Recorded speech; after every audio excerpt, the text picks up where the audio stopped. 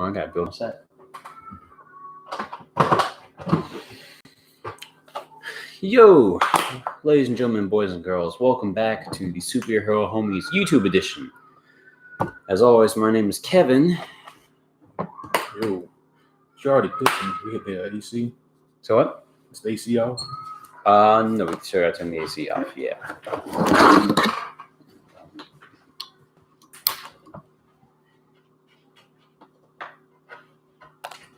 But yeah, I'm good to go, so, yeah.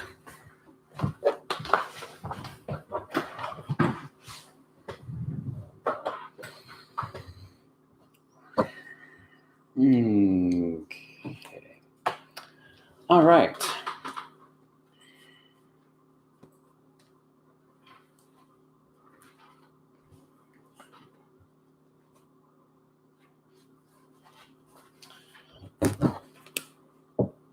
Oh yeah, I recently actually used my headphones for gaming, so they're just kind of folded up here. Let me reestablish them back as to what they should be, my friend. Yeah. There we go. Okay.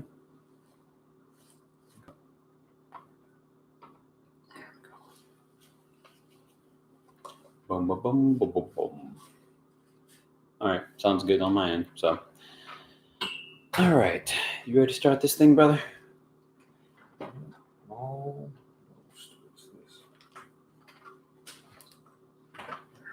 A tangle of wires and stuff.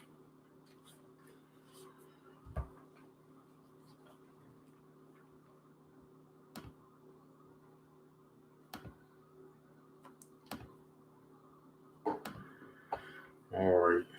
Mm-hmm.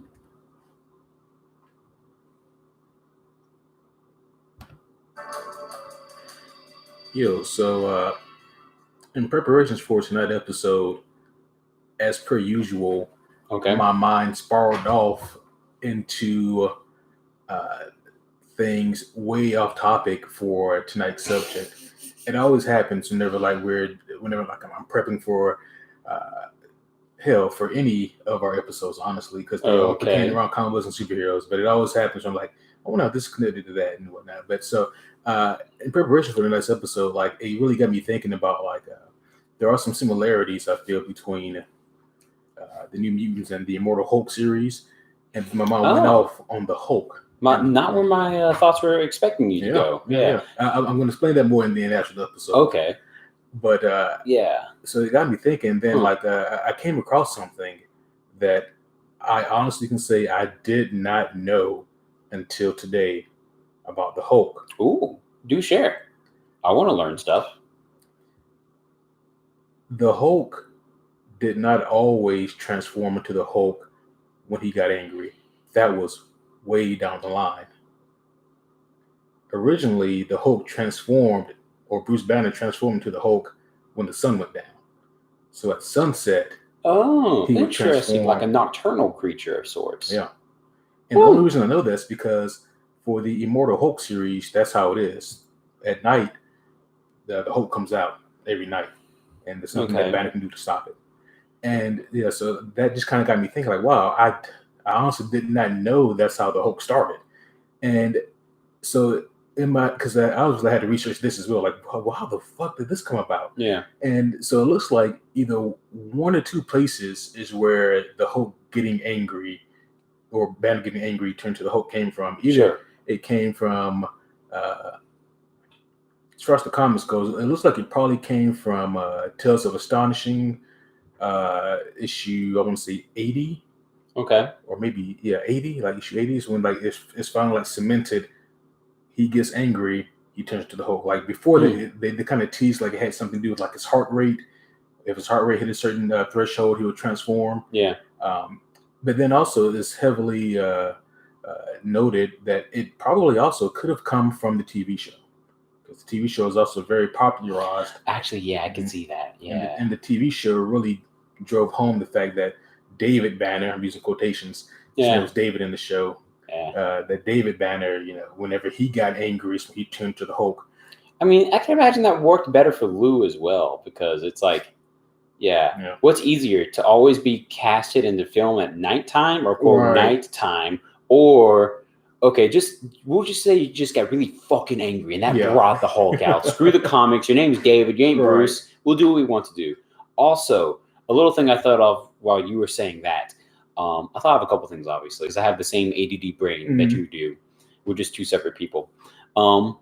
One, that adds a whole nother credence and almost blaspheme on a joking level to the little moniker that Black Widow would say.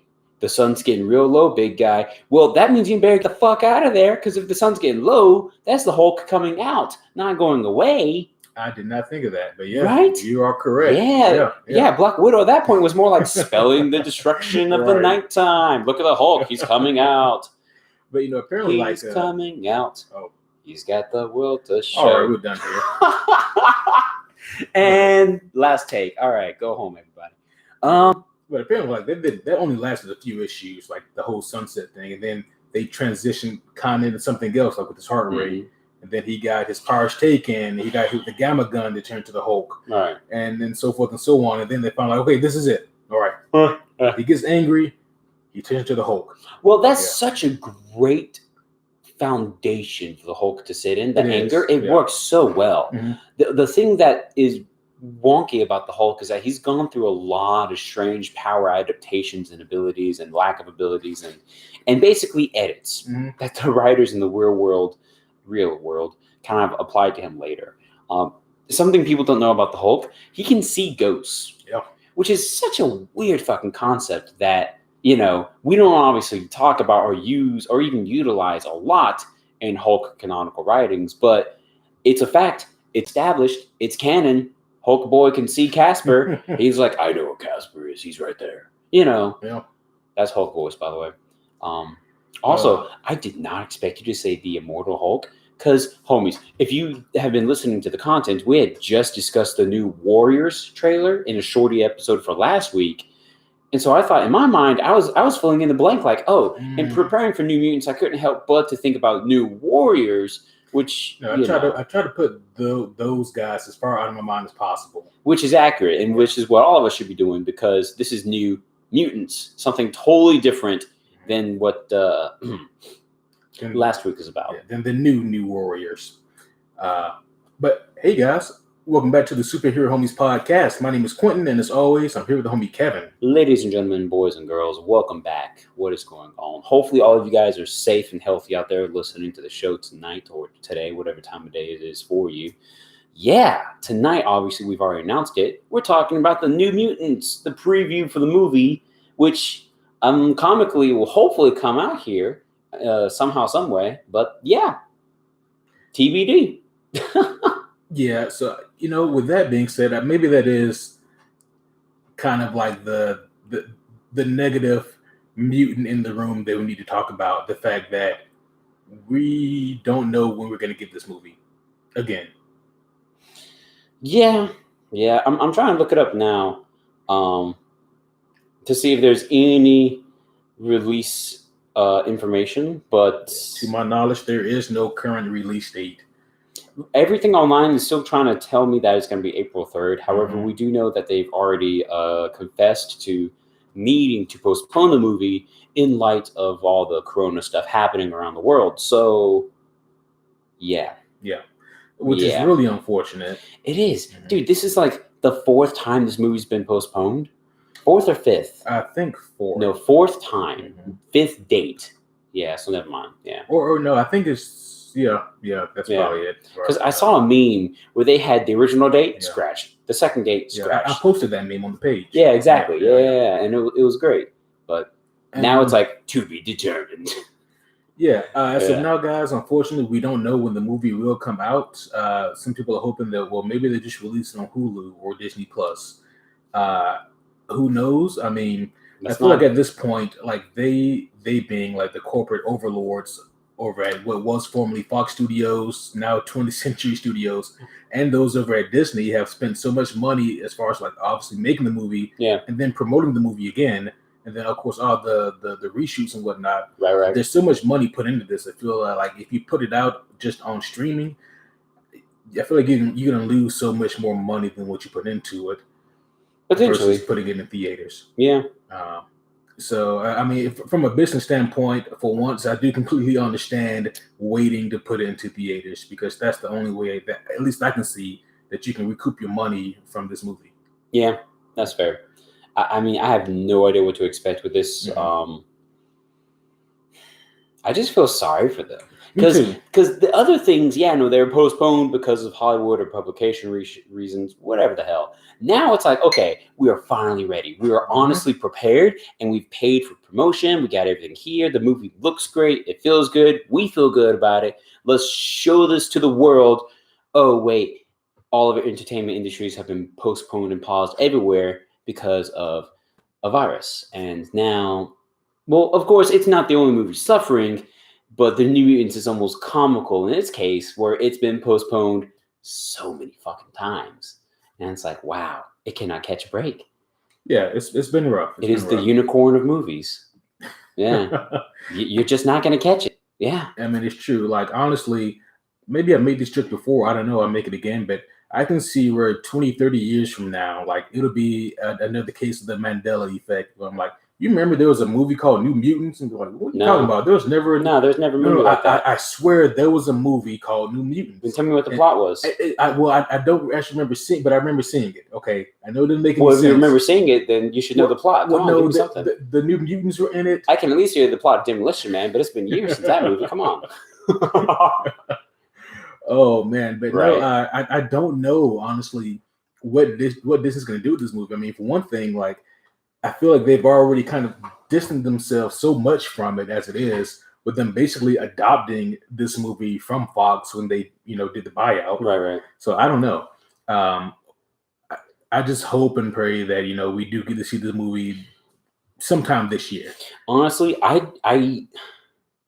so this is one of my thesis statements for tonight regarding the movie and my hopes and expectations for it. Because a lot of these preview episodes, guys, are always going to be circled around what we want to see and what we hope to see and what we're probably going to see. Mm-hmm. So this is the thesis for what's probably going to happen in my book.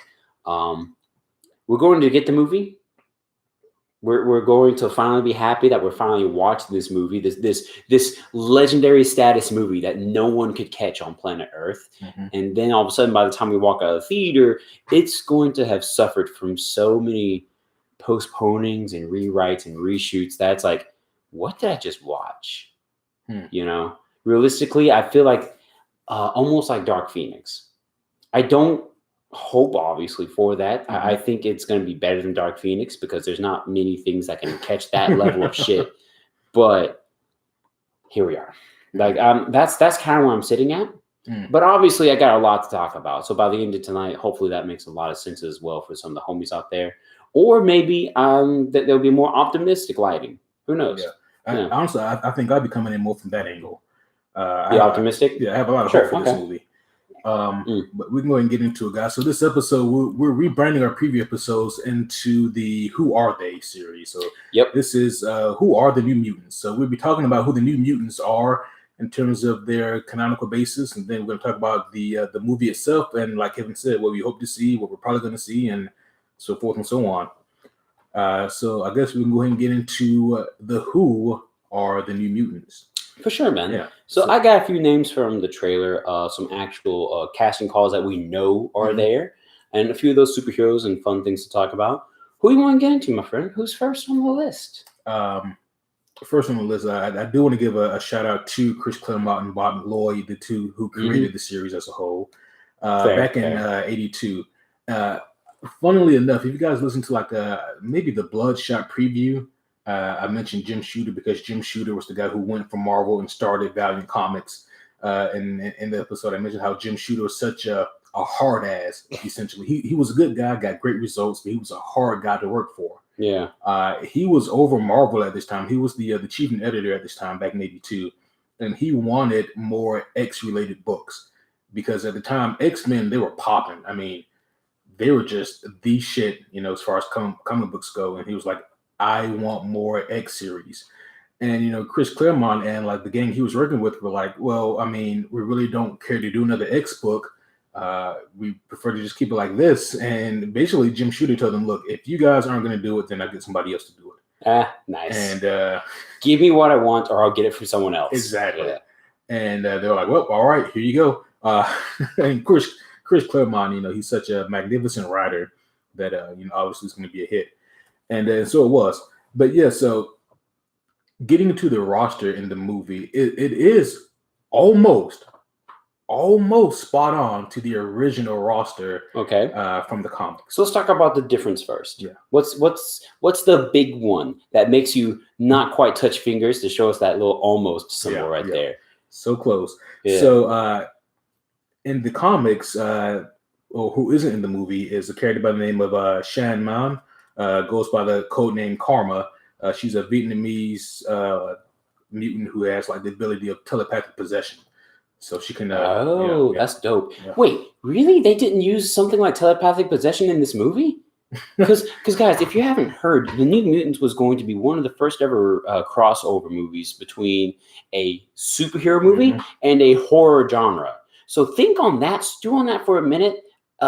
Take that minute by yourself, but then come back to that superpower where it's like, oh, I'm a being who can take over someone telepathically and use them in almost a creepy-esque puppet fashion. If that doesn't scream supernatural, they better have something fucking great lined up. Yeah, and they do, to be fair. That is, because a lot of these other powers are going to fall in line with that, which is, thumbs up. You're not wrong, though. I mean, she'd be shooing, honestly, for what they're going with here. Ooh, or maybe they were leaving room for a sequel to have some other creepy powers happen. So, rumoredly, before the Disney buyout, they were aiming to do a trilogy of films. Okay. Okay. But no, it's interesting because, like, she was not only in the original team, but Karma, she was the leader of the team before, like, she, had a comic book death. So, but who they replaced her with, and this is also a member in the comics who came along after Karma was killed off. Yeah. And that is Ilyana Rasputin, Magic. There it is. Now, we know Magic's in the trailer. We've seen her a couple of times. We don't know Magic by name, I feel like, but we understand her appearance and who she is somewhat. I think, in the second trailer, they have like a powwow with the therapist and or the doctor, and she's social circle. Yeah. And she calls them all by name, so Rain, how about you? Sam, Bobby, how about you, Ilyana? And she's like, I killed 18 men. So they have that, she's all high spirited about it. Well, no, I just put that in. But she did confess to killing 18 men. Well, confess it looks more like she was just like bragging about it in the trailer. Yeah, she was just like blatant. Yeah, I killed 18 guys, and I had a biscuit for breakfast. Sue me, But yeah, so as far as the roster goes, really, that's the only change. And I gotta say, interesting. I gotta say, I'm not mad at it at all. I mean, because it's one of those things where, because you do want to have, especially for the villain that they're using, you do need magic in this. Yeah. But unfortunately, it's at the sacrifice of Karma. So, but I get it. I get it. That plays interestingly enough. I will say this. So, to be fair to the movie, I don't know enough about the New Mutant storyline to judge them on that call, whether or not that was the right or wrong call to make. And I feel like that's going to be a lot of the audience that comes and watches this movie. So, I'm willing to see, what the hell you got going on for me, just because I don't know better to expect Karma to be the leader. Right. That's really cool. Nevertheless, I'm kind of hoping that there is room for a trilogy setting and that this is just a fantastically successful movie, because obviously that does better for all of us out there, including you and I. So, fuck yeah, maybe some of that karma will come back around for us. Yeah. Hopefully, some of that good karma. And I guess just to specify, guys, so like for my readings in this, I read the trade paperback or the graphic novel for New Mutants, which I guess was actually their first debut that came out, I think, in 1982. And then I read New Mutants volume or issues like 1 through 5, and then 18 through 20. Okay. They encompass some very they encompass the Demon Bear arc, is what they call it. Ooh. And wait, the demon bear. Yeah. I just imagined a bear part demon thing. I mean, That sounds great though. Like I just imagine like this big old bear thing, and all of a sudden he's like a demonic bear. Yeah, I mean, you're not that far off, to be honest. So that's dope. One thing about this is that in like the online communities and whatnot, because as far as the New Mutants goes, I never read any of the old school 80s OG stuff. All I read was like from the 2003 run. Mm-hmm. I saw a lot of the 80s and encountered it during my research of tonight's episode and whatnot. Yeah. But yeah, you said you did something a lot more current, so okay. Well, originally, but for my readings for the preview episode, I did a lot of the old school readings, like the shit I just named off there. Oh yeah. And the Demon Bear arc was really interesting because like that's one arc that everybody who read the old school New Mutants suggested that I read. Like, you need to read this. This is the arc to read. Cool. So I read their origin. I read the first several issues in their series, and then I read this Demon arc. I skipped ahead to it, and it was fantastic. It was legitimately great, and it got me really excited because the trailers. I mean, it's not really a spoiler. The fucking bear's in there. The Demon Bear. So it looks like they are going for the Demon Bear arc. Okay. And so that's going to be, I think, a lot of fun. A lot of good shit. Hell yeah. Yeah. But so this we can go ahead and talk about like some of these characters. So yeah, well, we've already mentioned Magic, so let's talk about the second leader that kind of took over here. So Magic's the one I'm most familiar with. For those of you who've listened to the episodes and you kind of understand and recall the catalog more than most, Magic was one of the characters we used in one of the game episodes we played. She was in one of our tournaments. She was? Yeah, we used Magic, dude. Yeah. Oh, okay. Yeah, I don't think she made it far in the tournament. But she's a badass of a character overall. She's got a very cool power set. Aesthetically, that definitely strikes and sticks out to the reader more so than most. She carries around a sword that she has created herself called the Soul Sword. And she's got a cool, like, magical armor set that grows with her. And that's really interesting. I like that. And plus, with comics, you can play with that and have that make a whole lot of beautiful sense there. Oh, yeah. That's really cool. Yeah. So that's, And it's like, with her armor, it really manifests itself the more magic she uses. Yeah. So the more magic she uses, the more the armor begins to grow and spread. And it's kind of a double-sided sword because on one hand, obviously the armor grants her protection, but she does become more demonic the more magic she uses, and then it comes to a point where like she grows fucking horns and gets like a demonic visage. Yeah. So yeah, if I'm not mistaken, my recollections of Magic were that she has a very yin and yang background, where she was taught magic in this other realm, in this dark realm, from, I don't remember his name anymore. It was something very foreign, something very legendary lore feeling, like Sir or something like that. SY''R, something. I forget. I don't remember either. Don't hold me to that, homies. But she was being taught dark magic by this individual, and then in this alternate reality realm, she was Limbo, exactly. She was kidnapped and taught light magic by that version of Storm, Limbo's version of Storm, who had not had her weather powers, but she, regained power through the idea of learning this light magic, and she was kind of like, the good witch, for lack of better terms. And then, like, she back and forth kind of learned from the good and the bad. And so she's got a lot of that influence in her, which I'm a fan of. I like that duality. I'm always a sucker for that cool yin and yang vibe. And it seems like the more powerful she gets or allows herself to become, the more potential she has of falling prey to the darker magic, which is really interesting. Oh, yeah. Especially whenever it becomes such a visual turn on with the whole, like, oh, fuck, you're getting the horns and the demonic appearance. Like, okay. Some hell girl action up in here. I think that's really dope, man. I think that the movie is going to play with that a whole lot, dude. The natural demonic nature of this character is just a thick vein, rich with horror potential. Right. Yeah. So Illyana, she is the sister of Colossus, younger sister of Colossus. The Rasputin family. And I mean, so that is kind of like the main portion of her powers, is she can create or open up these almost demonic-like rifts in nature. Hell, they are demonic, into this plane called Limbo. She can use those for teleportation. And originally she can really just do like the magic disc, and then eventually she is able to develop like the magic sword, the soul sword, and she's able to, you know. As a matter of fact, it's during the Demon Bear arc that I discovered something cool. It's like, oh, so this is when she realizes that she can armor up. The Demon Bear goes to take a slash at her, and she puts up an arm, and then it rips off like part of her uniform, and she's like this kind of almost metallic looking thing on her arm. She's like, cool, what is this? Yeah. A lot of cool shit happens in that. Yeah. But yeah, so that's Ileana there, and she gets a lot of cool stuff in the trailers.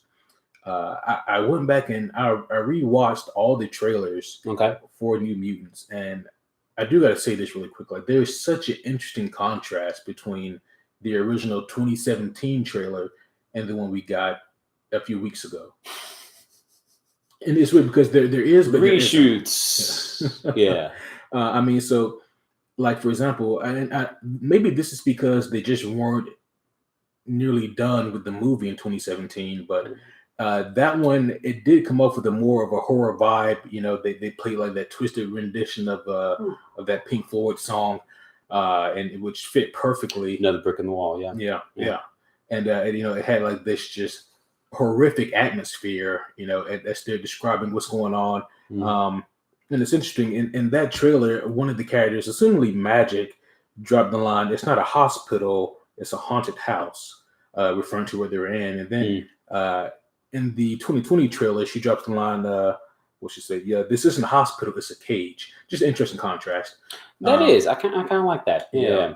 It was haunted house is really on the nose, you know. Yeah, we're gonna make this feel like a haunted experience. Halloween, but okay. It was also interesting in the 2017 trailer. We got no use of their mutant powers, so we didn't get to see anybody's mutant abilities, and you know, that could be assumed, in my opinion, for one or two reasons. Either A, it's because they just weren't done with it yet, like the FX department just wasn't finished compositing, or it could be because they really wanted to maybe drill home that horror vibe more, and maybe detract a little bit from the superhero vibe and add more to the horror element. That's where my mind was more going, and that's where a lot of my earlier comments about like my expectations of what we're going to get kind of stem from, is that the movie's not going to have a full idea of how to balance that correctly. And it sounds like the 2017 movie might have suffered from that more. In theory, this magical movie we've never seen or going to see, but the 2017 concept might have not had the superhero vibe super strong, and they might have had a lot of this horror vibe over here, and the balance would have felt very wonky. You know, especially it's like, wait a minute, we know this character can handle situations like this. Why are they acting like, you know, the prostitute in a horror movie or something? I do think it's a very likely chance, though, that they just didn't have the CG to put in the trailer. And that too. I mean, there was very minimal CG in the first trailer, like very little. That. Frankly speaking, and this isn't on the movie itself. This is more on like the Hollywood culture and maybe the steps that the production decided to take. I feel like that's kind of a dumb thing to do, or a desperate thing to do. Maybe is the better word choice there. So it's like, well, we haven't finished making this the product we want it to be. Define that as what you will. In this case, the CG's not done yet, or we haven't done the soundtrack the right way, or fill in the blank. Who gives a fuck? I don't know. I don't care. But in this case, the CG. And it's not completely done the way we like it. We still have some tweaking we got to do. Some heavy tweaking if it's CG in a superhero movie. So now we're going to release a trailer for this unfinished product. You know? But literally every movie's that way. Well, I mean, come on. This is... like every trailer is from an unfinished product. Or at least they have a finished idea of what the movie's going to be. I mean, I know you're defending it, but in this case, it still feels like, I mean, it's different if they're releasing a trailer where it's like, okay, no, this is a trailer that we're making for the movie, but these shots aren't in the movie. Like this CG shot of Spider-Man and Iron Man flying through the city together. We never got that in Homecoming. But that was clearly in the trailer if you go back and YouTube that. We're not better. I mean, I could honestly give a fuck. I think he was better with more Spider-Man. But regardless, it still feels like potentially that was a desperate move as much as it was we're not quite ready, but let's show them something move. You know, the classic Hollywood, we're not 100% done with the movie yet, but let's give them a trailer now that we're at that comfortable 75% bridge.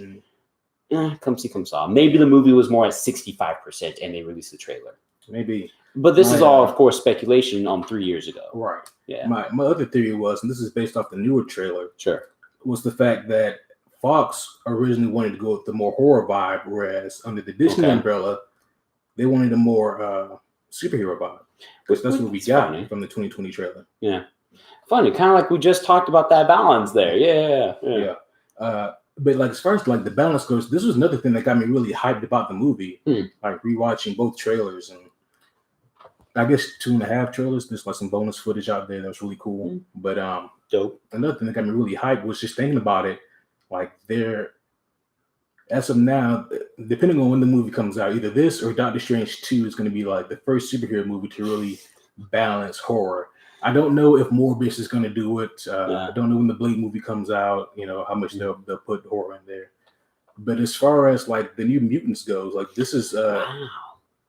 I'm sorry. No, finish your thought. I'll share mine in a second. Please. Yeah. I was like, this is really kind of untapped territory. And it gets me excited because I'm like, this is exactly what Logan did.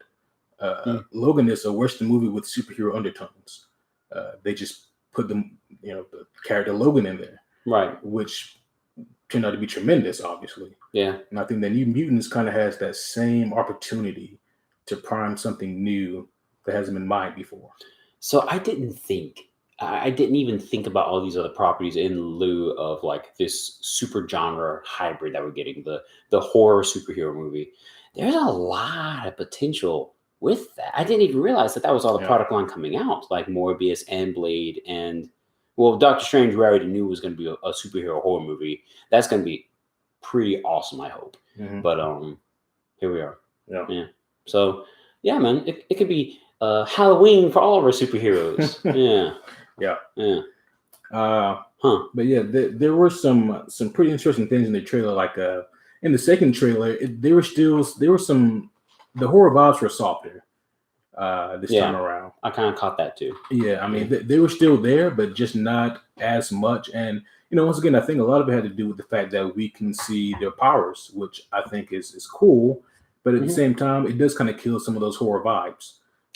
Yeah, I mean that is the hard question to answer, and that's something you gotta give the cast and the production team, where it's like, how do you successfully sell the idea that this is a scary experience to one who is homo superior, one who is literally capable of projecting a solar blast? How do you scare a person like that? How do you make that scary? Right. So, admittedly, that's a fucking challenge. I wouldn't want to take that on and be the first to do so. So yeah, commendation already.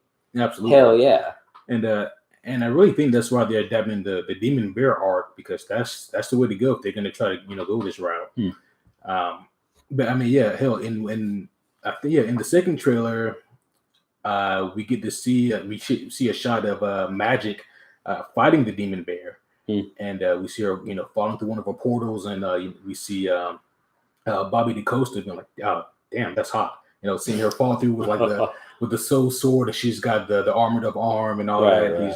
He was really digging that. Oh yeah. But yeah, I mean, and we pretty much get to see all of the New Mutants use their powers, except for Danny. We don't really get to see Danny use much of her powers in the trailers. Moonstar. Yeah. Okay. Her last name's already a superhero name. Yeah. She goes by a couple different. Originally, she starts out with Mirage, and then she changed it to Psyche. Yeah. Which both of them make great sense. Yeah. But your last name is Moonstar. Yeah. That's pretty dope. And she's the central character to the Demon Bear plot, and I don't know if it's gonna be that way in the movie. Well, luckily the trailer kind of painted it that way too, which I really appreciated. Because one of the things that we always that we oftentimes have talked about was make the point of view of your story from the being in the room who knows the least about what the fuck is going on. In the trailer, she's kind of painted as the new inductee to this school for New Mutants, this hospital for New Mutants, this cage. But Yeah, and it seems like she's the one who knows the least about what's going on. So that's gonna be kind of a cool kick for the story, I feel like. Yeah. Yeah, man. Yeah. There was also something else interesting. There was a line drop, and I don't know who said it. Okay. This is in the second trailer. Sure. And the line says, "This place takes your greatest fears and makes you live through it until it kills you." I thought that was a very interesting line because it really got me thinking. I wonder where the hell this place is. Like, what is this hospital they're in? Yeah, that's And they're like, I can't place it, but I mean, I'll go ahead and say this in my own personal headspace, in my own headcanon. Sure. This facility belongs to Dr. Nathaniel Essex. It belongs to Mr. Sinister. Yeah. In my headcanon, and that's what I want. That's not what I think. That's what I want. I mean, brother, that's the same thing I'm preaching over here, dude. I would love some Mr. Sinister finally make it his way appropriately to the movies. I had a theory. I had two. One, this is just a fucked up appearance of Charles Xavier's mansion. Okay, boring, but okay. I know that the New correct me please if I'm wrong, but I think the New Mutants also have history in San Francisco, I want to say. I doubt that this facility would be in San Francisco, but potentially somewhere in California. Could be. I'm unfamiliar with the history of New Mutants, frankly, like I said before. So, yeah. It would have to be a very creepy corner of California because the trailer does a tremendous job of setting the tone. So, yeah. I don't know. Yeah, that's the thing. Like, I don't know. So, my current thinking right now is that this facility is, just something that they made for the movie, which I'm fine with. Yeah, same here. It does leave one to wonder. Okay, then this is a made-up facility, not taken from any kind of canon or anything like that. Still, the question begs, who owns this facility?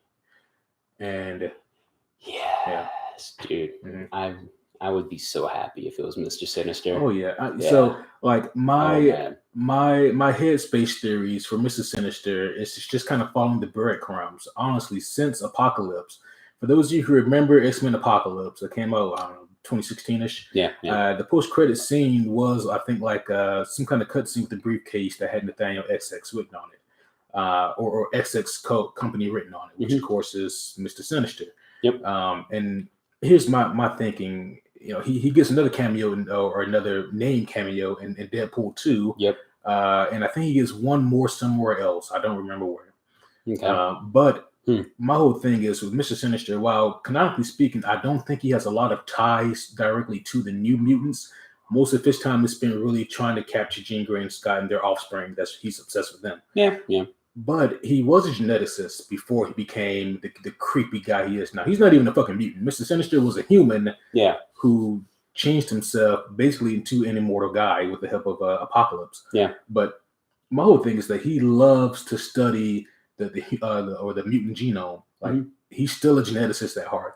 I can see him owning this type of facility, man, and trying to observe these students, maybe trying to see what makes them what. Oh, we stopped. Oh, fuck. How far back have we stopped? I was just about to say, actually, for the video homies out there, that he basically sounds like the opposite of Bolivar Trask. He hates the mutant gene. Mr. Sinister over here, I love it so much. And it's like, you're both versions of creepy, guys. You're both extremes. Yeah. Some content you guys get that the others hopefully will get here in a few seconds.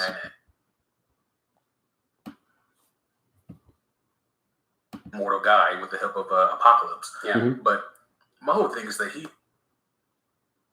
I would start it right before the butt. Right before the butt. Apocalypse. That way you could just start off on that whole thing you're about to do. Damn, man, it didn't do that the past couple episodes. I know. Knock on wood. It's really random. That's not wood. Where's you got a metal bookshelf now. Oh, that's wood. There you go. Oh, that was a good sound too. Yeah. Ooh. I know you guys probably couldn't hear it. All right, here we go. Okay. But my whole thing is he's still a geneticist at heart. Right. Mr. Sinister, he loves the mutant genome. Like, for example, I mean, he is obviously obsessed with Jean Grey and Scott Summers and their kids and whatnot, but he can still be that type of creepy geneticist who owns this facility, who can basically abduct these kids under the ruse that this is a hospital meant to help them with their mutant powers. But in reality, he's just trying to fucking mutilate them if he has to get what he wants from them. Right. You know, a joke I thought of actually is that, you know, the X-Men have a history with Bolivar Trask, the guy who hates the mutant genome so fucking much that he's going to eradicate it with the Sentinel drives. And now over here we got Mr. Sinister, who's just that creeper in the corner. It's just like, I love the mutant genome.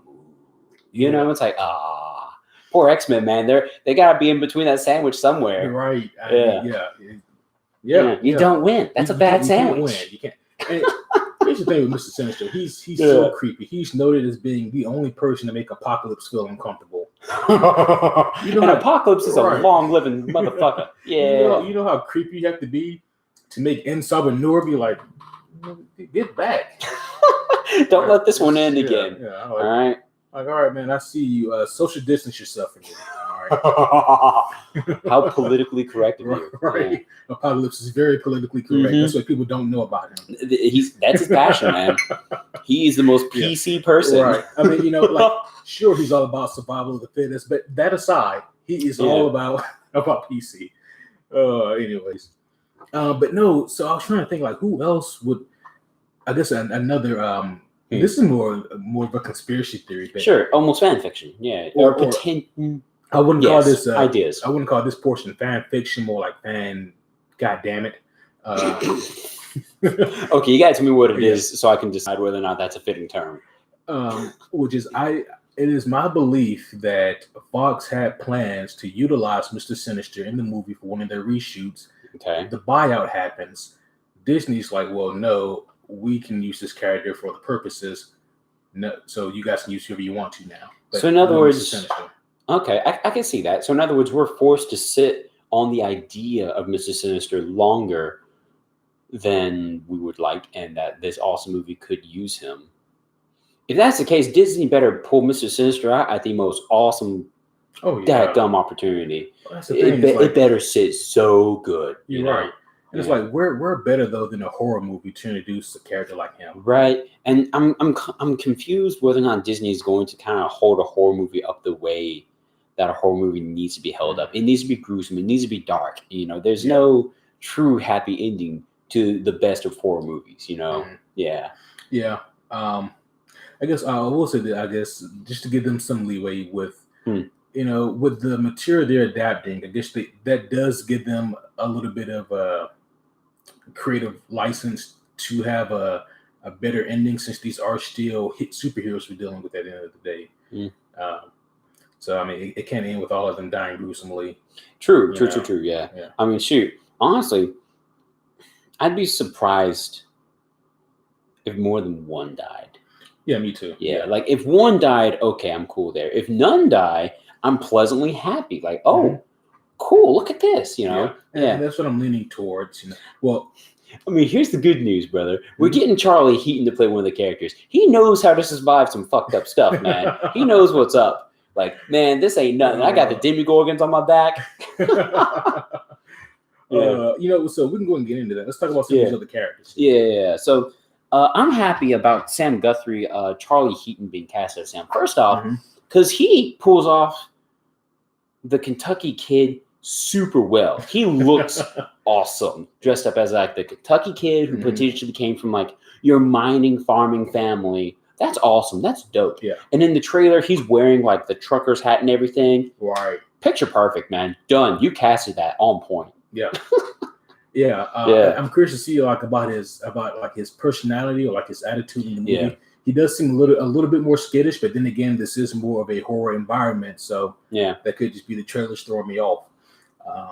But no, his power or his superhero name is Cannonball. Cannonball. Yeah. He's got a dope one. Oh dude. yeah, absolutely. Yeah. I mean, so he can use like almost like a thermal type of energy to propel himself and to flight.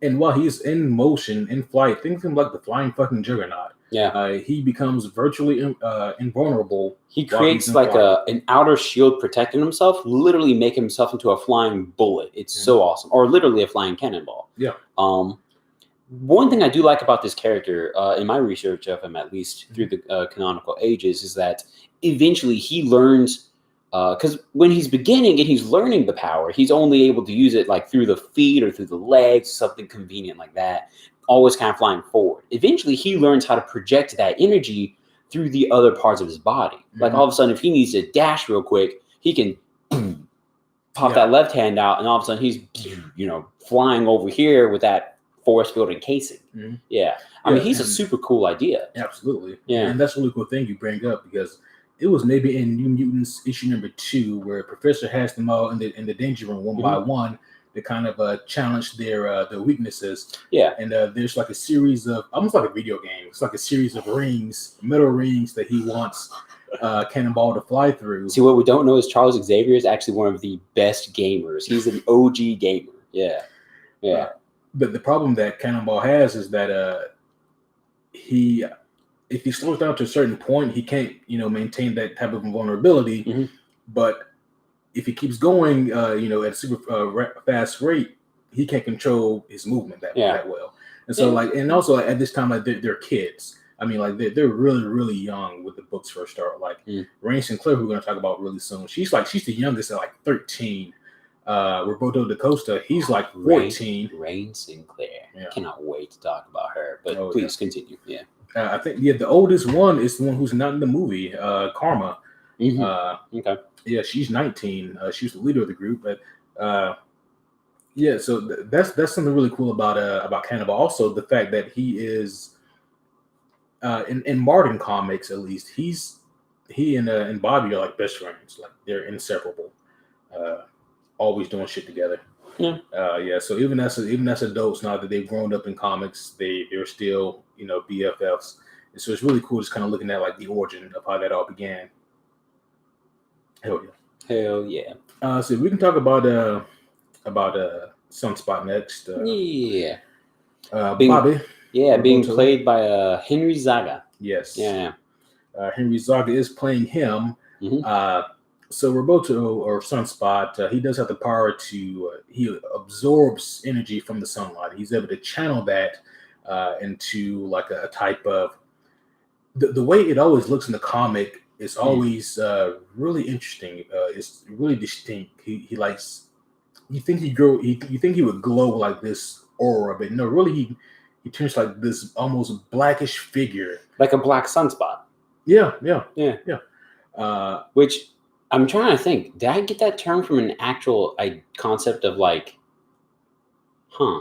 help me out, brother. This could be really creepy. I don't know. So a black sunspot being a spot on the sun that just will not protrude light. It's like burning out of gas. But then I don't know enough about science, so whatever. Or is it more of a dermatology term where it's you got a fucked up looking black sunspot on your skin? Right? I hope that they pulled the idea more from the idea of the sun and the astronomy than they did from dermatology. And look, I'm an old person. I got a really bad sunspot. That's bad. I mean, food for thought. Yeah, you're talking to a guy who had to take I had to take biology 3 times when I was in high school.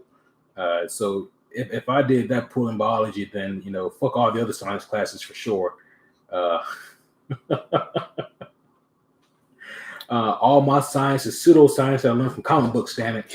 All right. Pseudoscience. The Speed Force works because Flash. But no, he is able to absorb the sunlight from the energy and use that for super strength and durability. Dope. He is. Yeah, he's the physically he's the strongest member of the team. Okay. I would say. Makes sense because Sunspot has a lot of cool general flexibilities in his powers that really are kind of coveted amongst the superpower community. He can turn and convert solar energy into super strength, flight, overall durability. He can project it solar energy blasts and cool things like that. Yeah. that's already pretty cool. Yes. Yeah. And also very similar to Cannonball, his powers start off very rudimentary. He starts off with just being able to absorb punishment with his powers and dish it out. But as far as like the flight goes, that comes later. Makes sense. His cause or the ability to like project them in the form of like a beam or a blast comes later. But then again, once again, he's like 13 when the shit starts. Yeah, he's a kid. Yeah, so I don't know what iteration they'll go with in the movie since they're a little bit older, but it still seems to be like maybe their beginning days. I don't know. I'm thinking so.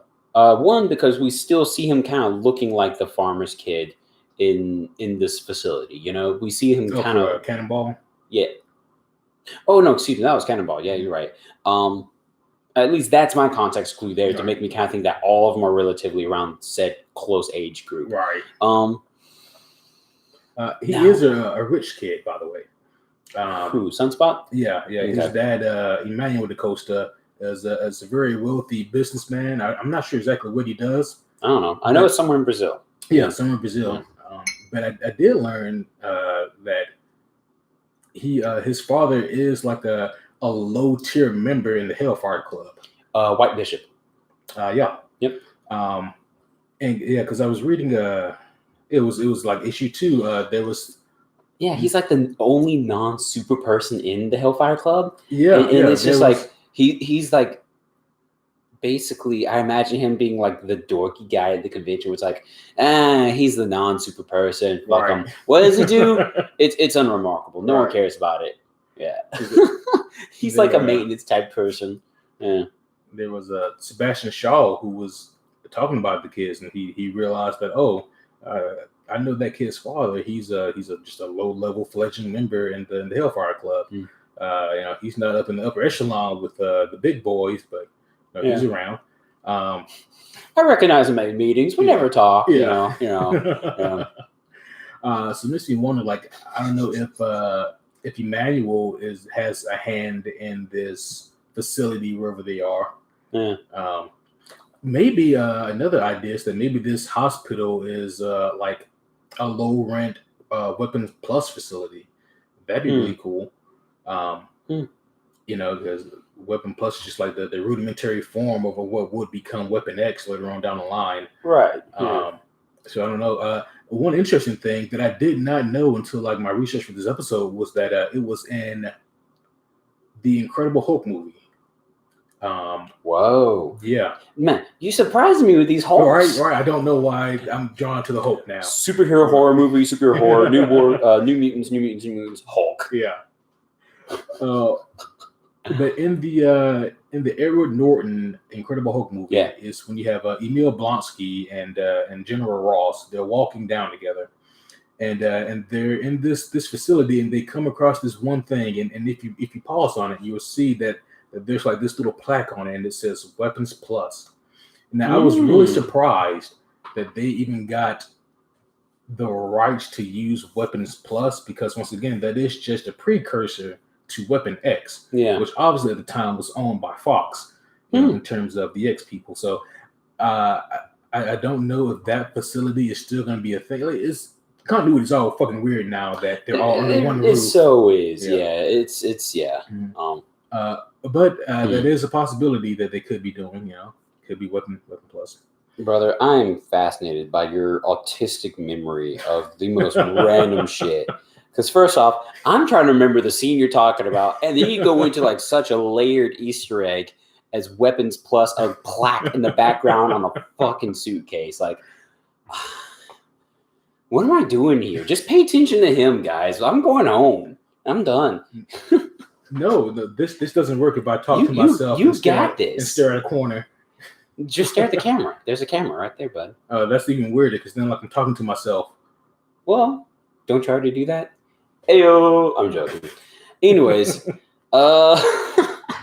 so hey, actually, I light joke real quick, and then we can get back on track. I promise. I read somewhere on a few sources that's like it's actually a healthy sign. If you talk to yourself, it shows a sign of mental. Fuck it. It was like a like mental strength or something like that. Like your brain is developing better because you're still self-engaging or something. I don't know, man. It's one of those things. It was like a feel-good thing because I talk to myself sometimes. I mean, what about those people we've heard of who claim to have no internal monologue? Have you heard about them? What? Yeah. That's bullshit. I call bullshit. That's what I think. I call bullshit. Where's that bullshit card at? Yeah. Now, I hate to say because like we're in a day and age where you have to, accept everybody for everything, and that's cool. That's all cool and dandy, but no internal monologue. How do you function? Like, you wake up in the morning, like, do I want to have bacon, eggs, or both? Is there any internal what's going on there? Where are the lights going? All right. So my first question to them: do they know what monologue means? That's the solution. If they knew what monologue, they'd be like, oh yeah, I have one of those. Oh yeah, well of course I got one of those. I thought that was something else. I thought you meant like do a monologue to myself every morning in like a Shakespearean manner. Like literally, they wake up. It's another day. 8:13. Not a bad time to wake up. A few minutes late. Maybe. No, we don't. None of us do that. Hopefully. Yeah, it's not like a schizophrenic thing. Anyways, no, I have to make fun of those who claim they don't have one. It's just I don't believe you. No, exactly. Yeah. Maybe they're thinking more like Jiminy Cricket. It's like, oh, I have a Jiminy Cricket conscience that directs me, but I don't have a monologue. Oh, okay. Yeah. Oh, I love getting off track. Oh yeah, that happens every time. Oh yeah. Let's see. So we talked about Roberto. Yeah. Let's talk about Rain Sinclair. So, dude, my exposure to Rain Sinclair happened well before this concept of New Mutants was a thing for me, and well before we ever did the podcasting, actually, because I read about Rain Sinclair. Fuck it, man. It's all over there. Yeah. We got 2 bookshelves. So we got that one way over there. I can't reach that. But in the X-Force novel, I got to read about Rain Sinclair and her badass self. And, dude, I'm going to go off on a short tangent here. I know we just got on one, but I'm about to start another here, brother. So, do you know she slept with a god? Yeah, was one of the Asgardians? Yeah, dude, she slept with an Asgardian. She got some from a god. So, hell yeah, sister. High five. That's badass, man. And of course, it was the god of, like, wolves or something like that from Asgard. Someone who can also transform into a wolf character. No spoilers. But, yeah, it's like, that's dope, man. Good job, Sinclair. Fuck yeah. Well done, sister. Hers in the trailer is the only character who we don't see. Or her and Danny, we don't see. It's kind of hard to see Danny's powers, but anyway, we don't really see telepathy. Well, actually, she makes mental projections, but still, like, sorry, was that real? Is that one of her? Anyways, with Wolfbane though, like we don't see her turn into like an actual wolf in the trailers, which makes sense. I'd rather have that be an awesome surprise on screen, especially for names who don't know Rain Sinclair. Yeah, and also the fact that like she. Like with her, it's not just like that she can go from human to wolf or human to werewolf. Like she can stop at any kind of phase in between. Yeah. So she can be like, it's so funny. Like in the early New Mutants comics, man. Like reading through those, it's like this is just a weird metamorphosis right here. Like this does not look done. This needs to be baked for another 15 minutes. I mean, because she's a 13-year-old kid, and so she'll like. Seeing her, partial wolf, turn into like a really fucked up furry or something. It's like, what is this even? Yeah, it's like a failed polymorph spell. Yeah, it's like I don't want to fight it, mostly because I don't know what it is. I mean, but she can also turn into like a straight wolf if she wants to, or just that like a full-blown animal. Yeah, so she can go human with like enhanced wolf senses, really fucked up looking, eat whatever thing, werewolf, all the way over to wolf. That's really awesome. That's awesome possibility. Super cool. And thankfully, she does finally get her final form. Yeah, which she speaks in werewolf. This isn't even my final form. I know in the X-Force graphic novel I had read, I saw the werewolf form quite often because, of course, she took more of a combatant role in that. Right. I don't recall seeing a lot of full-blown wolf status in that book, though I have seen it in other appearances. Right. Yeah. Which is really cool. Yeah. That's dope flexibility. Oh yeah. And also she's Scottish. I didn't know that. Oh. Yeah. I did not either. Cool. She's a little Scottish lass. It's funny. Maisie Williams. I guess she's like maybe 22, 23 now, but Like if they wanted to cast just a 13-year-old, I'll be like, I buy it. Right. Same here. Yeah. Yeah. No offense to Macy. Right. Yeah. No offense. You know, it's just come on. Like you should be grateful for that. You get more roles that way. You know, like Tom Holland. You know, just perpetually 16. I mean, yeah. The Stranger Kids are the Stranger Things kids. The Strange Kids down the block. The Strange Kids down the way, yeah. The Stranger Things kids are actually losing that ability. They are, man. Yeah, they're looking older. Hell, yeah. You remember for it too, for like a lot of those shots for them as kids, they had to CG them because they all looked so much older. Yeah. So they had to like CG them to make them look young. Yeah. Which was wild.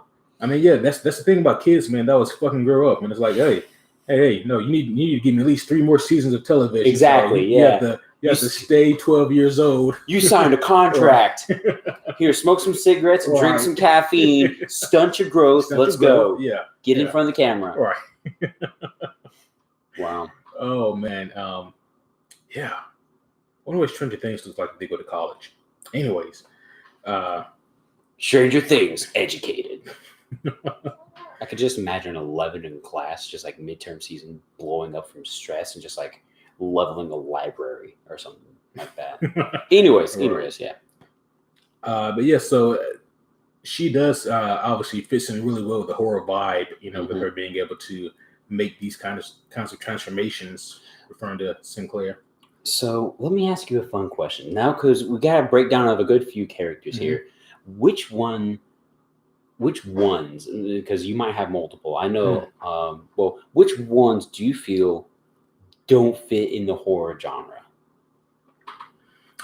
so far? Like, which one do you think is going to have the hardest time in a horror setting?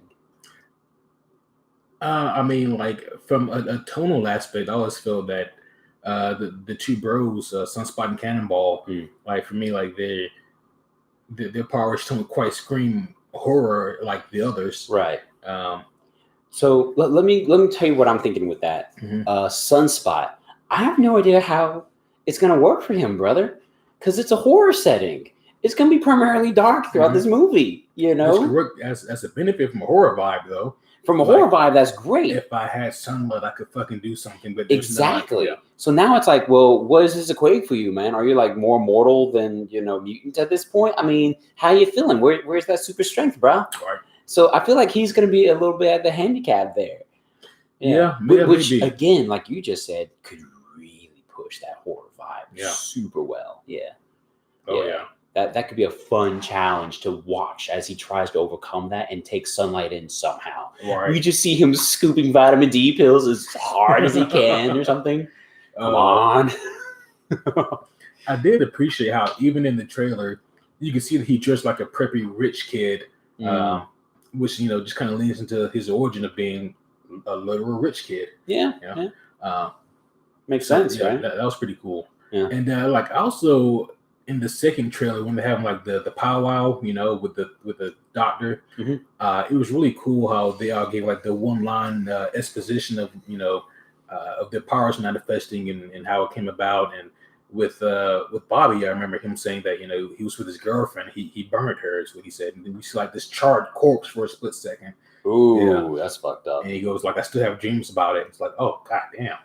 Like that is unfortunate. Oh yeah. So if that's the case, I wonder if they're going to go with the canonical he absorbs sunlight type thing, or if it's just going to be something he can auto generate. I don't know. Yeah, right. Interesting. They also made Archers. I mean, well, I don't know.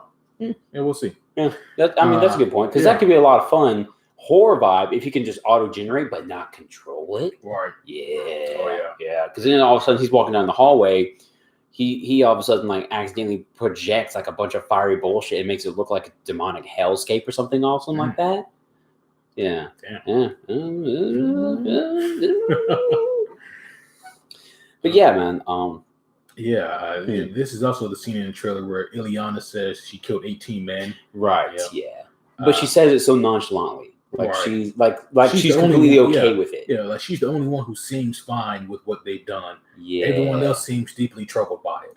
Yeah. Like we see Rain, she says that she hurt people, and that's kind of all we get from her.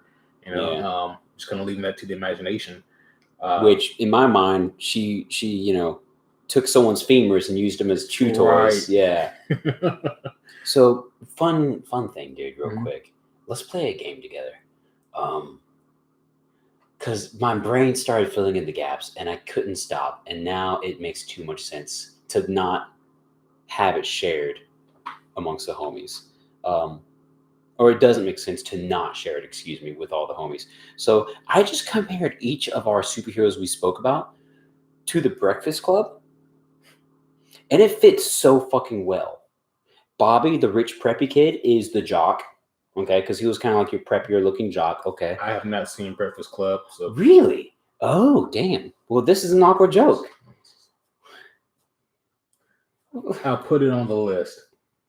It's a long fucking list. And we both know what the fuck that means. You put it on the list. We all know no one ever watches the list. Oh, yeah, I'll have to put that on my list. That's just the nice thing you say to your coworker. Anyway, but yeah, if that is something we visit later in the future, dope. Either way, take my word for it then. Because to the homie who's listening or watching, you might know what I'm talking about. Rain Sinclair, Macy Williams' character, she reminds me of the Basket Case, the young woman who's kind of crazy. Magic is obviously Jude Nelson's character, the criminal. Obviously. Get out of here.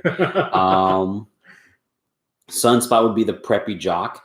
Danielle Moonstar would be Molly's character, who was like the preppy princess. Yeah. That's Molly Ringwald. I know her.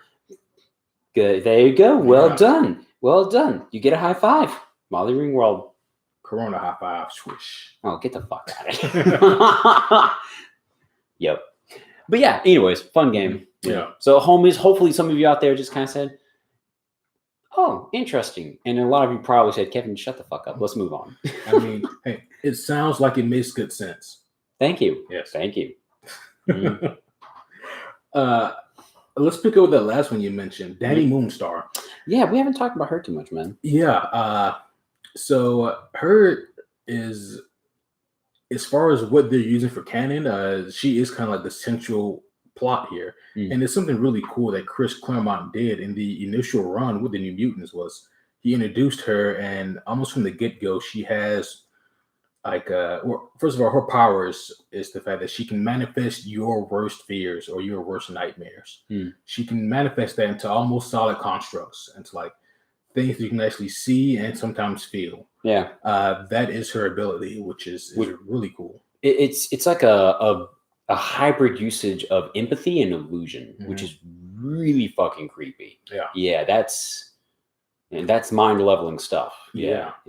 And it almost happens the way it begins with her is almost like in a way of like a predetermination of like someone's death. So first she has this dream and she manifested accidentally. In the beginning, it never really happened on purpose. Where there was like this giant bear that killed this wolf and some kind of horse or pony. And, she is Native American, like those two animals that were killed by the bear were representative of her parents. And her parents just kind of like laughed it off. I'm like, okay, it's just you just had a nightmare. You're fine. It's whatever. Well, then Demon Bear poked his head around the corner and said, nah, this ain't no nightmare. Oh, no, excuse me. This is a nightmare, but you two ain't waking up. Yeah. and yeah, so her parents are killed by this demon bear. And her grandfather, who isn't, taking care of her at this point, he sends her off to Xavier School, and that's when she joins up with the New Mutants. But cool. It was in issue 3 is when things with the Demon Bear really pick up. And here's the cool thing. We get the cameo of the Demon Bear in issue 3. Yeah. But we don't actually get the Demon Bear arc until issue 18. And so, like, this is something that he's been teasing for a long time. That's really cool. It is. Yeah. And it happens in the form of a really creepy nightmare that I can definitely see has some strong horror vibes. I kind of need to see the Demon Bear now from the comics point of view. Yeah. Yeah. So real quick, guys, Danielle Moonstar, aka Mirage, or Psyche, your preference, is she's being played by Blue Hunt. Blue Hunt, which I feel like is almost too simple to say. I'm paranoid I'm not saying it correctly. Yeah. It's just literally BLU Hunt, like the word. Yeah. Yeah. But yeah, it's she has this dream or this nightmare. How do they spell demon bear? Do they spell it like the Latin demon or just like demon? No, just demon. Okay. Yeah. I overcomplicated it. But yeah, it's in here where she has this this really gruesome nightmare where she wakes up in the middle of the night and she thinks she's a brood mother outside of a window. Because that's part of like an ongoing arc that's happening. I was about to say, because when they met Xavier, they didn't know, and he barely knew that there was actually a brood mother egg inside him. Yes, tricking the New Mutants to try to become new potential embryos. Yeah, which is fucked up, Xavier. Yeah. But he didn't know, but that was like that was like the first, I think, 5 or 6 issues of New Mutants. That was what you would call the tutorial chapters challenge in a video game. Yes. Yeah. But no, it's in here though, where in this dream she thinks she sees the brood mother, and she grabs a knife by her that she keeps by her bed, and she grabs it, and she's like, "What the fuck? Where'd it go? Like that thing was way too big to move that quickly. It's not outside my window, or is it?" And then at this point, like some type of monster that she can't really make out, appears behind her. So she starts running, and eventually, like she sees a bunch of gruesome things, man. It was like she sees Sam. He's buried underneath like a bunch of rubble, crushed to death. Rain is burned at the stake by a bunch of like protesters or rioters. Now, is this in where is this all coming from? This is in her dream in issue 3, where we get the cameo of the Demon Bear. Wow. Yeah. And then eventually, like she's captured by this monster. She stabs it. It doesn't give a fuck. And then she's able to like Scooby-Doo remove like the mask off the monster, and she sees that it's a giant fucking bear, and she's like, "What the fuck is this?" And he says something ominous like, "No, you'll never escape me." But then at this point, she does wake up. Professor Xavier checks on her. He thinks that maybe she's slightly schizophrenic. At this point, because he is, in partial control of the brood mother, he's not really in his own faculties himself. But when everything calms down and she tries to go back to bed, she's like, "I'm going to make sure my knife is here because I know that what I experienced is real. So I need my protection when this thing comes back." And when she goes to grab her knife, she sees that it's caked in blood. And so she's like, so there's no way that what I experienced was just, a fucking dream. There was definitely something more to this. So this bear has like Freddy Krueger-esque powers. Fuck, man. The panel cuts to Karma, who's just in her bed with a gaping knife wound right in her torso, like, "Help me! She stabbed me!" And that's why we don't get Karma. There you go. Right? Yeah. But in the actual Demon Bear arc, really quickly, it was super interesting because eventually at this point she decides that she needs to face her fear. And awesome. Yeah. I love that. Oh yeah. Yeah. I love the progression and the triumph over the challenge. Exactly. Yeah. And it is also important to note that at this point, Magic is in the group. She's very pivotal to the whole arc as well. Makes sense. Yeah. They're in the danger room, and at this point, Danny still hasn't really told anybody about like how intense the manifestations of the Demon Bear are. She feels like she has to handle this on her own, and so she has Magic. Yeah, she has Magic make the danger room just like in the forest with the bear. She goes, "Just give me a bear to fight. I want to fight a bear." And eventually, Magic's like, the danger room can do damn near anything. Why just a bear? And Danny gives the excuse of, "Well, I just want to just to practice, start off easy, work my way up, and that's kind of what she says. If you want to start off easy, start with the bully you grew up with, come on. But how psychological damaging would it be to kill your... Yeah. Well, not kill in that case. In that case, you just beat him up. Like, yeah, fuck you, Billy the bully. That's creative.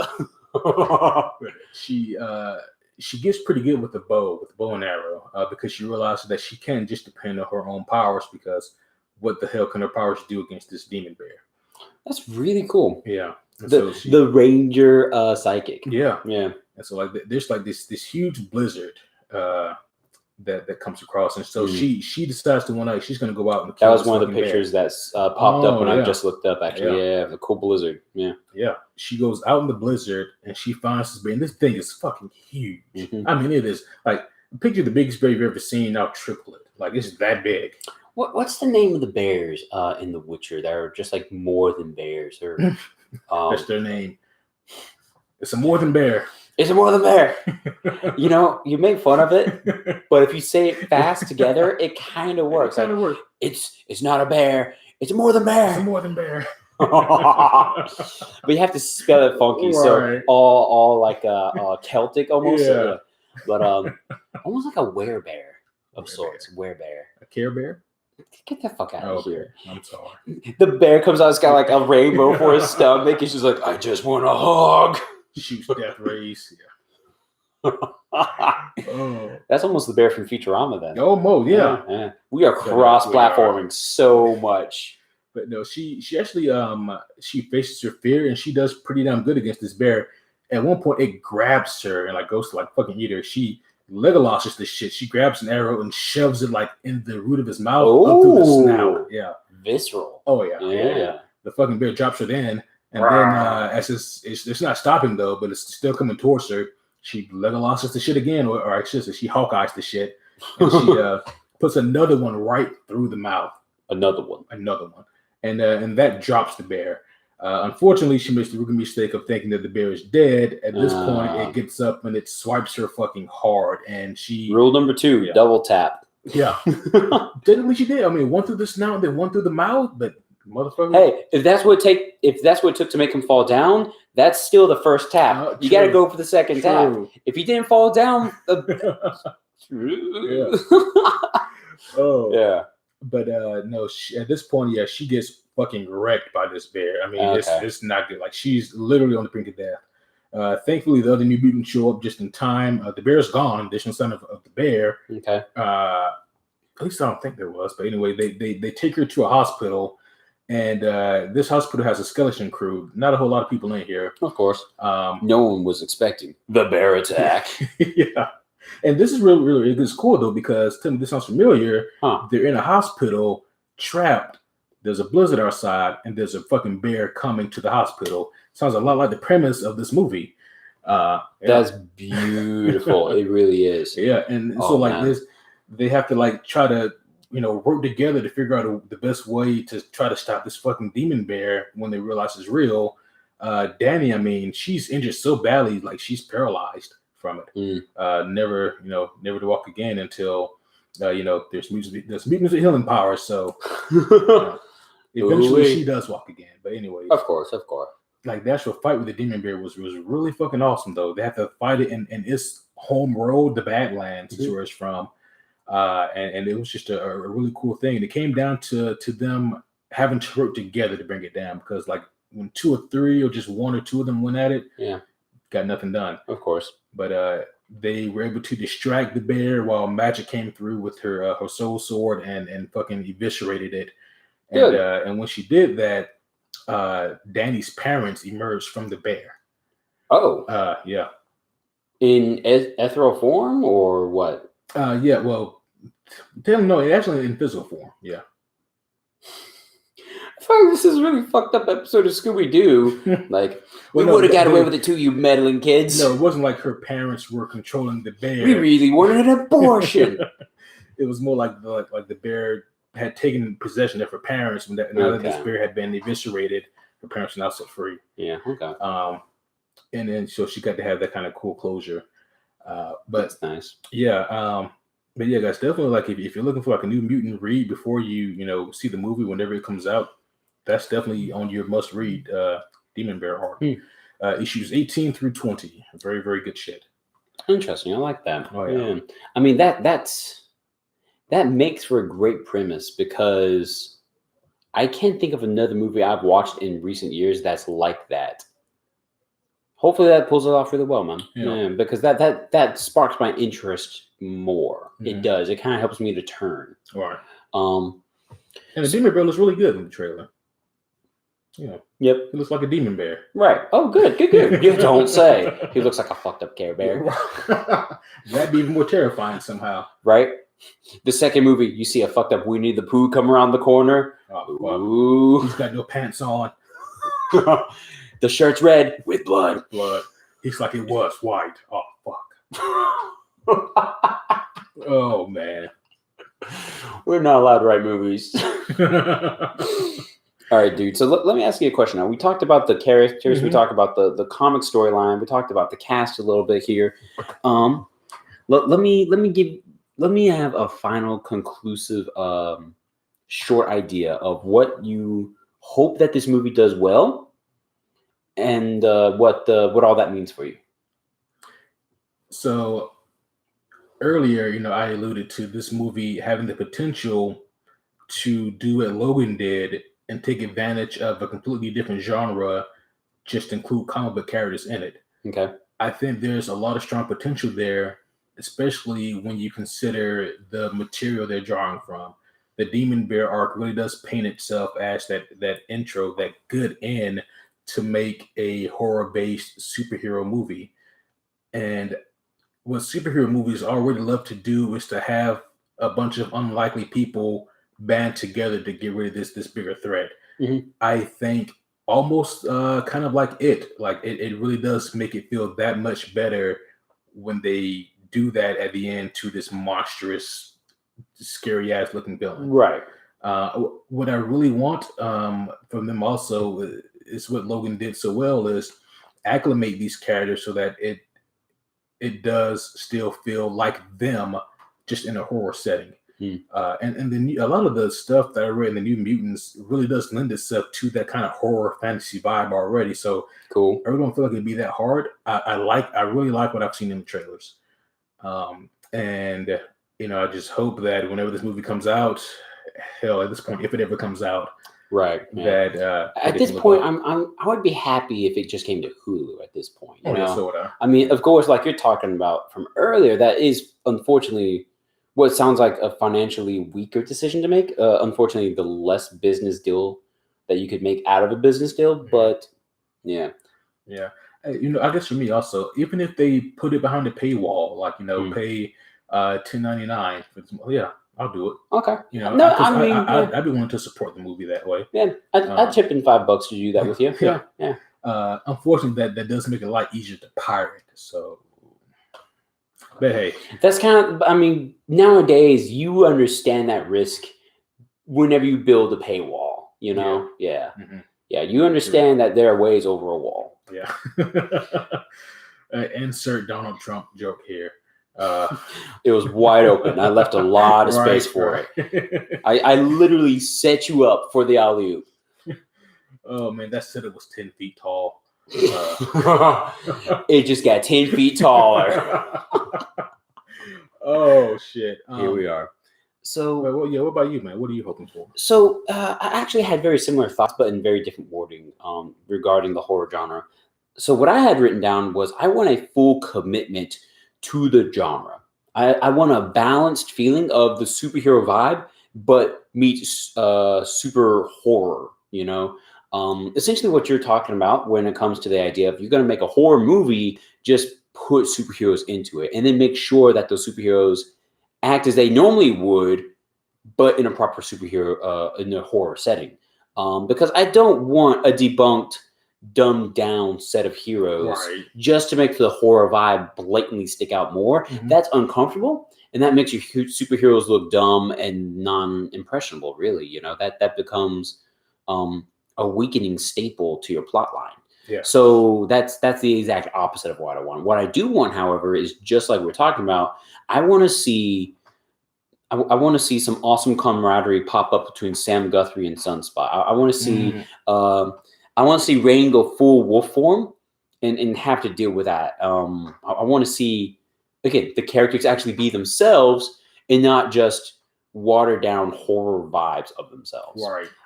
Another thing I wrote down here, I want to see potentially this darker tone in magic. I think that'd be fun to play with. I think that could be some of the fun differentiation that they take between this versus the comic book. I kind of want to see her have a hard time internally on her own emotional and mental scale dealing with the fact that she is the cesspool of good and bad magic, and that she's constantly having to hold back this floodgate of evil magic and evil influences attempting to convert her over to this more malicious magic, pun intended. Yeah. And then Last but not least, guys, and I wrote this down because I know horror movies. I've watched a lot of B-rate horror movies for shit's sake from whatever streaming service you can imagine. Fill in the blank. I don't want a third act bullshit, Humpty Dumpty coincidence coming over the wall and somehow just winning the day for the crew. You know, like for example, I don't want there for all of a sudden, like Cyclops to show up in the third act of the hospital. Like, what the fuck you kids still doing here? We needed you back at the school. Oh, look, Demon Bear blast. Okay, let's go. I ain't gonna lie, I would low-key love that. Just only the way I imagined it, right? Just like this. Like, what the fuck is a bear doing here? Okay. It's a big-ass fucking bear. I got it. Not bigger than that Sentinel I cut with this. The fuck is a bear doing in this hospital? Get on the X-Jet, kids. We're going home. We're going home. We're going home. No applesauce for an interview. Get the fuck in the jet. It has to be James Marsden again. It has to, yeah. Rain, stop being a wolf. Get in the jet. Yeah. Buckle up like a human. Oh, okay, admittedly, it sounds pretty great joking about it out loud. It kind of a little bit. Oh man. Oh, but you get what I'm saying. Yeah, I do. Yeah, you're right. No third act. Hail Mary. Yeah, exactly. No third act bullshit. Yeah. Let it ride. I said this about, I have this mentality with damn near every movie, superhero movies, horror movies. Like, this is the one thing I really like about them both, that they both should encompass. Sure. What's up? Your villain absolutely needs to be a looming threat. We didn't talk about it a lot, but yes, dude, the Demon Bear needs to fucking ride hard. Oh, yeah. I want to see. Well, first off, what was the rating for this movie? PG-13. Okay. Yeah. Okay. Your homies know our thoughts on that. Yeah. I haven't lost all hope on that because, we'll see. Like, there's certain movies like Deadpool and Logan that there's no excuse. Right. They have to be R. They have to. Yeah. You're not getting away with that and having a happy audience. Right. Yeah. No. And I'm like, with this one, if you're creative enough, it can work. Yeah. Yeah. But with that though, like your villain, your threat needs to be so goddamn scary and intimidating. And just by the sheer horror on the actor's face, it seems like that's going to be the case. But I also want to talk about something else really quick. What's on your mind? It seems like we do see the Demon Bear. So we know that the Demon Bear is in the movie. Yeah. But there's also this other thing that I've seen in both trailers, different shots of it. I don't know how to describe it. So I'll just do my best here. Sure. It's like in the first trailer, it's like this creepy kind of contortionist type humanoid figure in a black outfit. And it has like this white mask on. And it goes to peel it off, and then it smash cuts to something else. Yeah. Okay, it's almost like a Slender Man. Like a Slender Man, yeah. And then we see him again in the second trailer. Be like he falls from the ceiling in the second trailer, and like kind of lands on like all fours, and it's really fucking creepy. I don't know what that is. That's cool, is what that is. Yeah. So, seriously speaking, I'm not sure. The first thing that comes to my mind logically is that is a projection that our young friend Mirage does not realize she's doing. Could be. That could be kind of fun. That could be kind of cool. But I don't know. That. Well, let me ask you this. We know Antonio Banderas is in the movie. Yes. Do you think that has anything to do with him? I think it's going to play Emmanuel DaCosta. I think it's going to play Sunspot's dad. That actually makes a lot of sense. Yeah, I mean, done. Yeah, done. Okay, enough said. Checkmate. If not that, then I'm really not sure. Yeah. Huh. Okay. But that is interesting though, because he is still unnamed. I think he is. Yeah. He is unnamed. Yep. Because I almost wrote him down until I realized, we don't know what he is. Yeah. So, yeah. Or he could be this mysterious benefactor who runs the whole facility. I don't know. That has to be also revealed in the movie too. Like where are they? Because that also seems like maybe another side mystery in the movie. Like, okay, what exactly is this place? So that needs to be something that we discover. I like the idea that there's so much mystery. That is a great vibe to start off with. I love the idea of the unknown. that kind of ties a lot into that good old school Eldritch horror. Excuse me, Eldritch horror, where it's very much like the fear because of the anxiety, the tensity, and that's what builds a lot of it. It's not necessarily the jump scare of a common American horror movie, but instead more the buildup, the anticipation, the unknowing. That could be kind of cool. And I feel like the beginning of this being the whole like, where the fuck are we? What is this strange place? Could be fascinating. Mm-hmm. Yeah. I feel the same way. Yeah. Yeah, like other than that, I'm trying to think about what else we maybe have seen in the movie. Any other kind of hints or? So one last thing, and this is obvious, but we do need to definitely kind of discuss this. We don't see hints of any other mutants in the movie. No, you're right. No Beast, no Storm, no Jean, no one. Yeah. And so I find that fascinating, and I hope that we sit on that hard. Mm-hmm. As much fun and hilarity that would ensue if Scott fucking Summers shows up at the end and just bear blast, as much fun as that would be. Sets his body to bear setting. Like we get a shot of the side. It's like human, Wolverine, Sentinel, bear. Oh, mention one more big ass bear. He like twists it around. It goes like a 90 degree. Oh, I have to twist it like 270 to get the big fucking bear. Yeah, I love that. Oh, wait. At 180, it would be Angry Jean Grey. Angry Jean, yeah. Oh gosh, yeah. And then right before 180, Angry Madeline. Why? Reasons. Because I'm happier with it.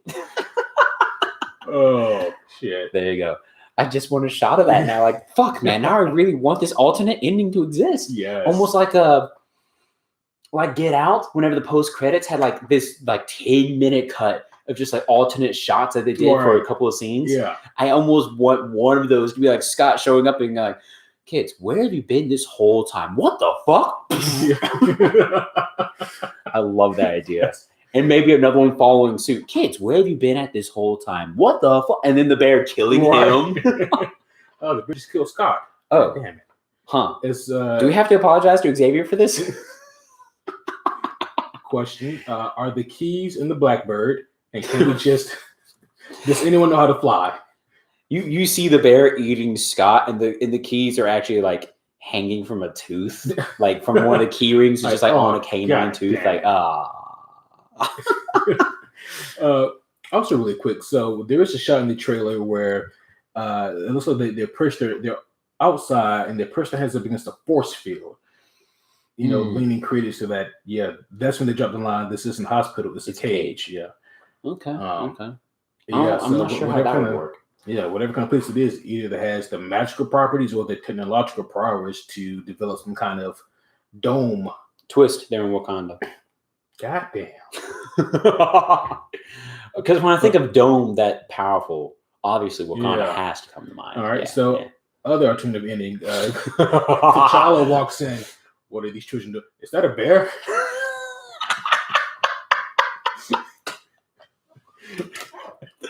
Oh fuck, man! I just unplugged my headphones. Oh gosh, I love that so hard, dude.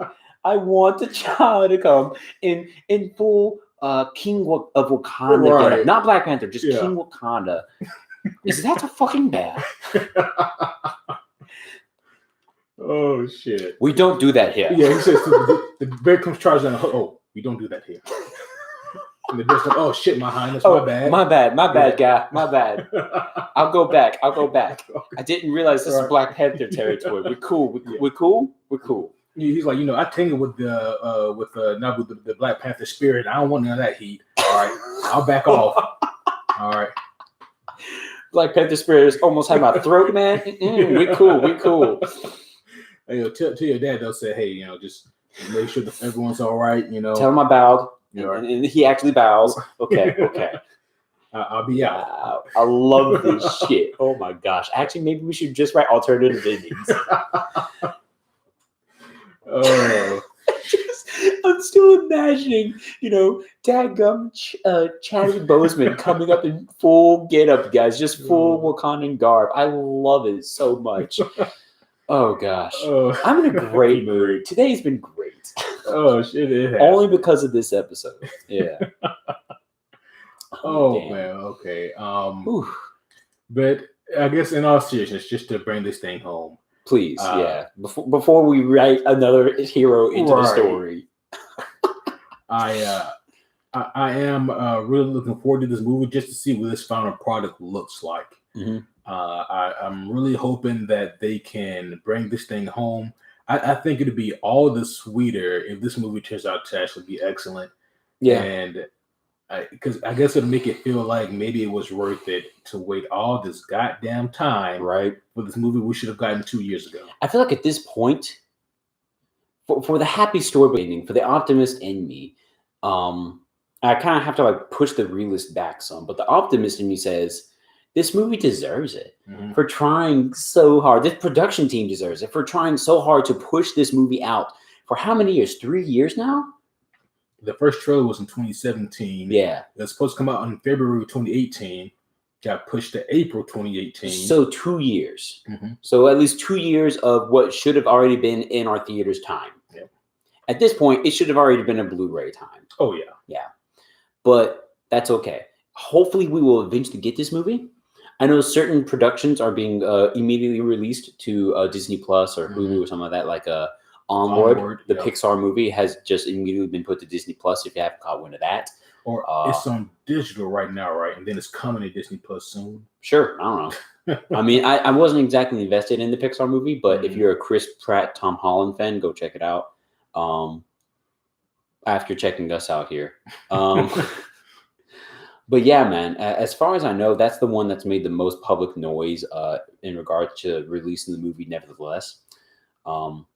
Disney can afford to do that, you know? Yeah. So come see, come saw. Yeah. And also Disney, man, like they're like everybody else, they're losing money, but from multiple revenues now. Yeah. From their parks, from even the streaming service took a dive after Mandalorian. It just took a viewership dive. And now it's just and obviously they're taking hits from their movies because they're not coming out. Right. So I really feel like the only business that's skyrocketing right now are your disinfectant companies. Like Lysol stocks. Oh yeah. Actually, never mind. That's not a podcast conversation. I was about to just go into like normal conversation. But I do know this. Shit's crazy out there, man. Yeah. Yeah, shit's wild. I guess just a little bit more the kind of that's I guess relatable to what we talk about. Sure. I mean, the comic industry is in disarray right now. Yeah. And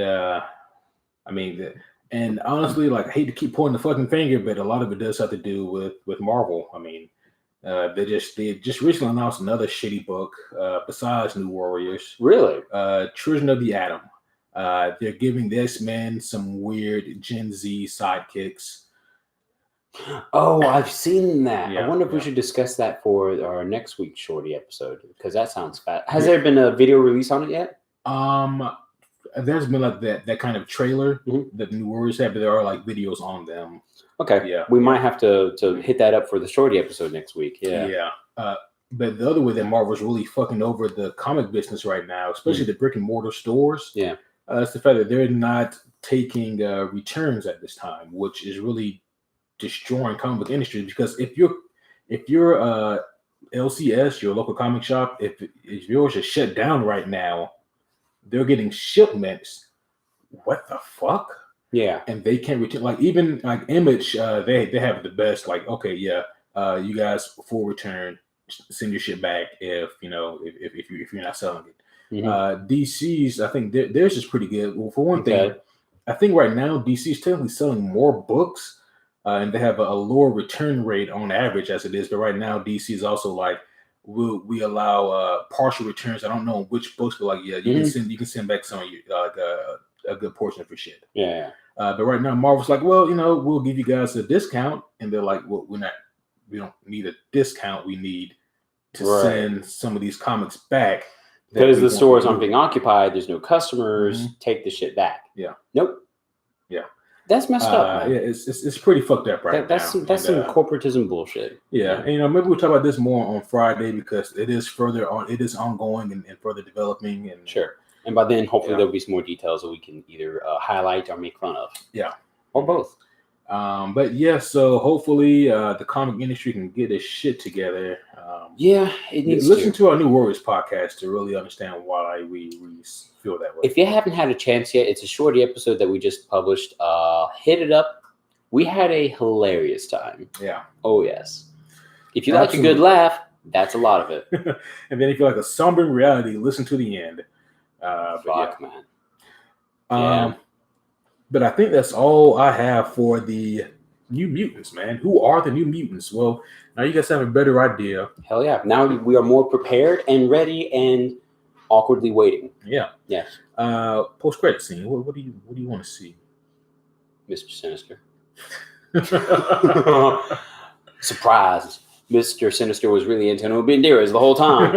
I don't know, man. I would love a lead-in. Definitely another Easter egg drop leading to the idea that Mr. Sinister has really been like puppeteering a lot of like the actual facility itself. Maybe nothing to do with the Demon Bear. That wouldn't make sense. But the actual facility, I would love that. Yeah. Because Mr. Sinister is just such a great deep well. Oh yeah. For things like horror vibes to come from. You know. Oh, yeah, I would love that. And John Hamm would have been perfect, you know. But I don't know. I was having a good day.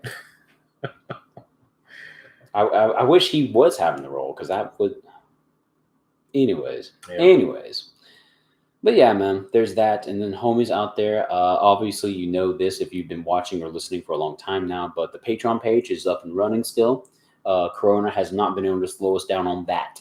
So this week, be sure to tune in and or sign up for Patreon in time for our cult classic breakdown of Shaun of the Dead, which we find to be an appropriately themed movie for the times. Absolutely, guys. Absolutely. Yeah. Patreon is, first and foremost, it is a great way to support us, to support your homies.